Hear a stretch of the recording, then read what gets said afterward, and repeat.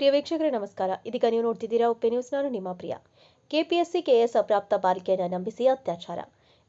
ಇನ್ನು ಅತ್ಯಾಚಾರ ಎಸಗಿದಲ್ಲದೆ ವಿಡಿಯೋ ಚಿತ್ರೀಕರಣ ಮಾಡಿಕೊಂಡು ಅದನ್ನು ಸಾಮಾಜಿಕ ಜಾಲತಾಣದಲ್ಲಿ ಹಾಕುವುದಾಗಿ ಬ್ಲ್ಯಾಕ್ ಮೇಲ್ ಮಾಡಿದಂತಹ ಆರೋಪದಡಿ ಬೊಮ್ಮನಹಳ್ಳಿ ಪೊಲೀಸ್ ಠಾಣೆ ಕಾನ್ಸ್ಟೇಬಲ್ ಅರುಣಿಮ್ ಅವರನ್ನ ಪೊಲೀಸರು ಬಂಧಿಸಿರುವಂತಹ ಘಟನೆ ನಡೆದಿದೆ.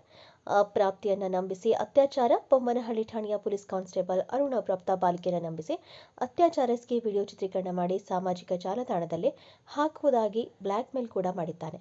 ಇನ್ನು ಯಾರಿಗಾದರೂ ತಿಳಿಸಿದರೆ ಕೊಲೆ ಮಾಡುವುದಾಗಿ ಬೆದರಿಕೆ ಕೂಡ ಹಾಕಿದ್ದ ಎಂಬ ಆರೋಪದಡಿ ಅರುಣನ್ನ ಪೊಲೀಸರು ಬಂಧಿಸಿದ್ದಾರೆ.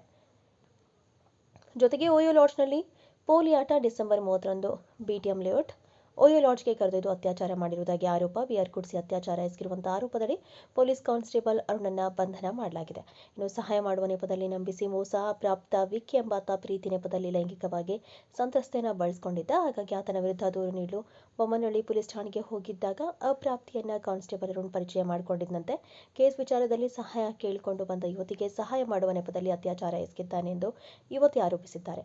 ಇನ್ನು ಇಬ್ಬರ ಬಂಧನ. ಪೊಲೀಸ್ ಠಾಣೆಯಲ್ಲಿ ಸಂತ್ರಸ್ತೆಯನ್ನು ಪರಿಚಯಿಸಿಕೊಂಡಿದ್ದ ಆರೋಪಿ ಅರುಣ್ ಕೇಸ್ ವಿಚಾರದಲ್ಲಿ ಸಹಾಯ ಮತ್ತು ಕೆಲಸ ಕೊಡಿಸುವುದಾಗಿ ಭರವಸೆ ನೀಡಿದಂತೆ ಬಳಿಕ ಸಂತ್ರಸ್ತೆಯನ್ನು ಲಾಡ್ಜ್ಗೆ ಕರೆದೊಯ್ದು ಅತ್ಯಾಚಾರ ಎಸಗಿದ್ದಾನೆ. ಸದ್ಯ ಆರೋಪಿ ಅರುಣ್ ಮತ್ತು ವಿಕ್ಕಿ ಇವರು ಕೂಡ ಅರೆಸ್ಟ್ ಆಗಿದ್ದು ತನಿಖೆಯನ್ನು ಮೈಕೋ ಲೇಔಟ್ ಠಾಣೆಗೆ ವರ್ಗಾವಣೆ ಮಾಡಿದ್ದಾರೆ.